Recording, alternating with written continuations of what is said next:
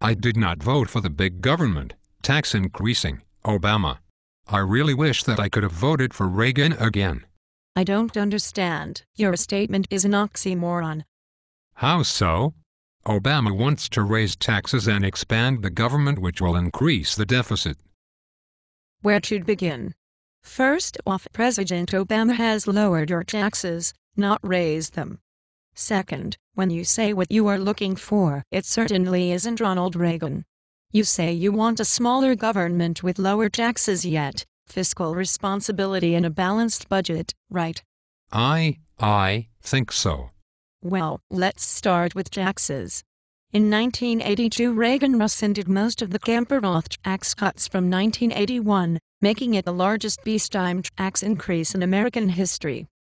That tax increase raised taxes $37.5 billion and included increases on businesses, cigarettes, and tripled telephone service taxes.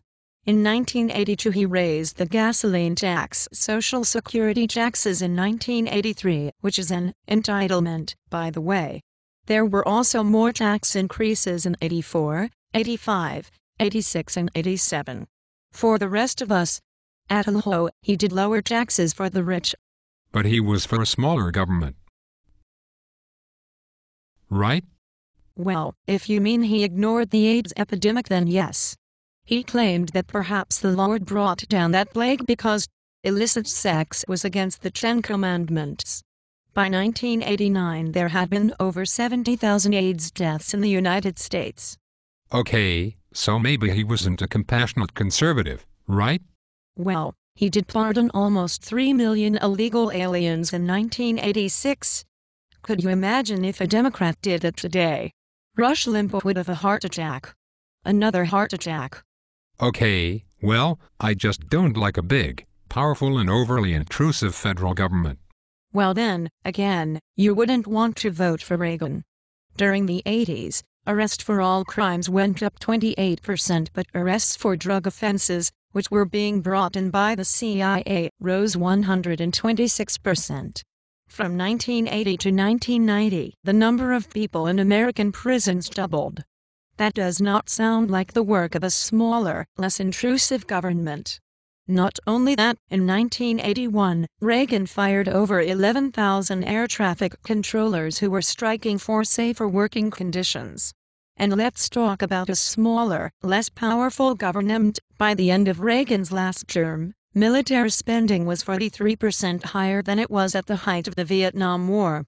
Okay, but at least he wasn't weak and would never bow down to terrorists. You mean aside from the time he withdrew from Lebanon bowing to the demands of a militant Shia terrorist group, after the Marine barracks there were bombed? Or would you be talking about him negotiating with terrorists when he was funneling arms to Iran, who had just recently taken 66 American hostages and held them for 2 years? Not to mention his funding and arming of the Taliban in Afghanistan. Okay, but what about the economy and fiscal responsibility that Republicans always talk about? Well, the national debt under Reagan tripled.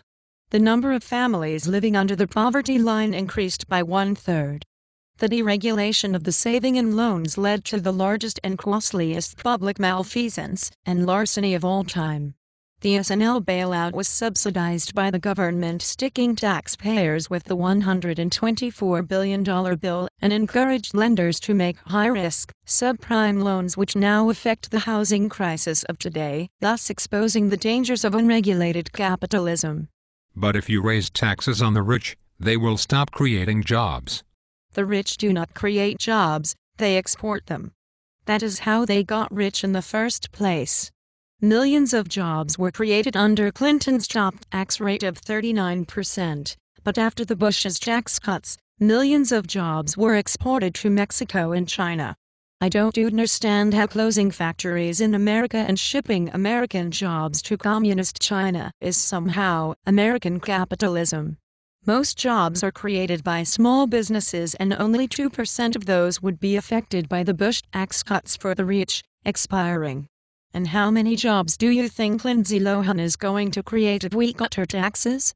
But Obama is a baby-killing, healthcare providing, Marxist, Muslim, Kenyan, radical black Christian, socialist, atheist, who is coming for the rich and all their guns, and wants to take over the banks, car companies, and create death panels and force us to all get married to other men, in mosques, in traditional Muslim ceremonies, and then join his gay army that will pass out welfare checks to illegal, Mexican, anchor babies and the unions they belong to. Oh, right, I forgot. I think we would be much better off with someone who can't read, but can see Russia from her house. Or someone who thinks the earth is 10,000 years old and that Jesus used to ride dinosaurs to church every Sunday and thinks you can reduce the deficit with tax cuts.